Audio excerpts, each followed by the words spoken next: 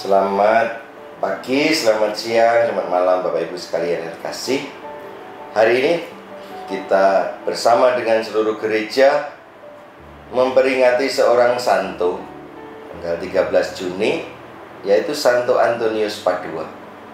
Seorang santo yang hidup pada awal abad ke-13.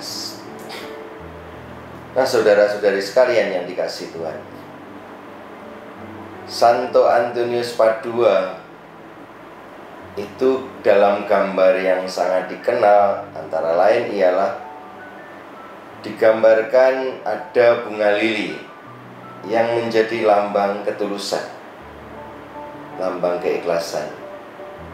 Tapi juga ada yang istimewa, yaitu Santo Antonius Padua menggendong bayi Yesus.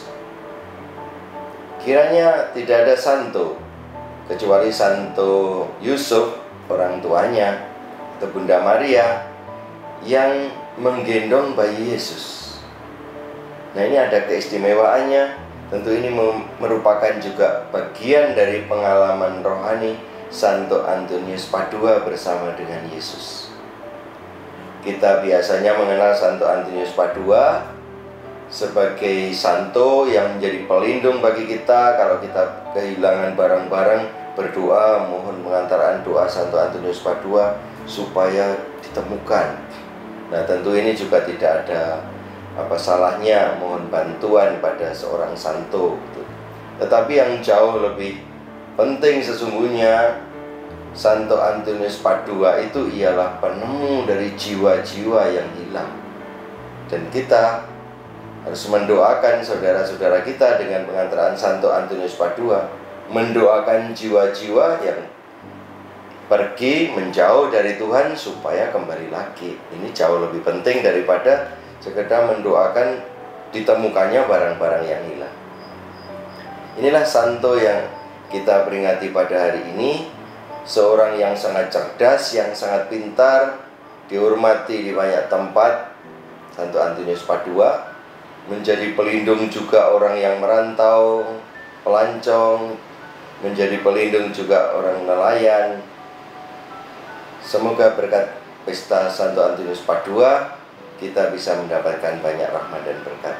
Nah, saudara sekalian, pada hari ini dalam Injil yang kita baca dari khotbah di bukit, rangkaian khotbah di bukit, kita hanya membaca beberapa ayat 13 sampai dengan ayat 16 dari Injil Matius bab 5.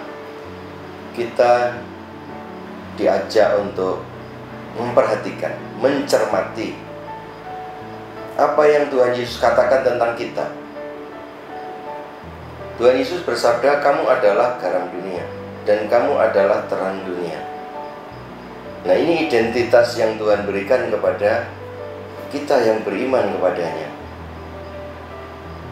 Lalu Tuhan Yesus melanjutkan, garam itu ya harus asin. Kalau tidak ada asinnya tidak ada gunanya. Terang itu ya harus menerangi banyak orang. Kalau tidak ada fungsinya untuk itu, ya tidak ada gunanya. Tuhan Yesus mau menegaskan tentang apa yang sebetulnya kita harus perbuat, kita harus tunjukkan sebagai orang-orang yang percaya kepada Tuhan. Tentunya kita tidak hanya sekedar ada, sekedar hadir, lalu tanpa melakukan apa-apa, tanpa berfungsi. Nanti hanya sekedar useless. Nah, kita tidak boleh. Kehadiran kita kalau mau dikatakan memberi rasa, ya harus ada rasanya, jangan sampai hambar. Ibaratnya garam harus membuat sesuatu menjadi lebih berasa. Demikian juga mengenai terang, kita diharapkan diberi identitas terang,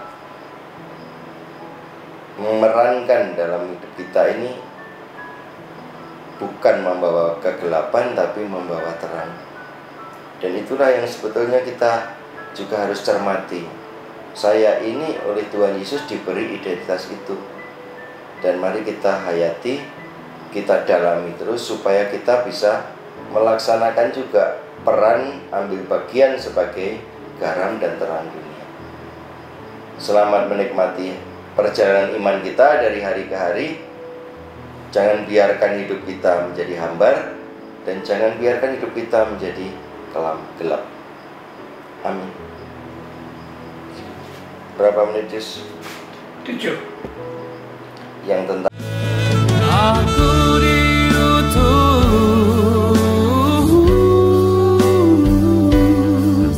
untuk mengasihimu Bapa, dan juga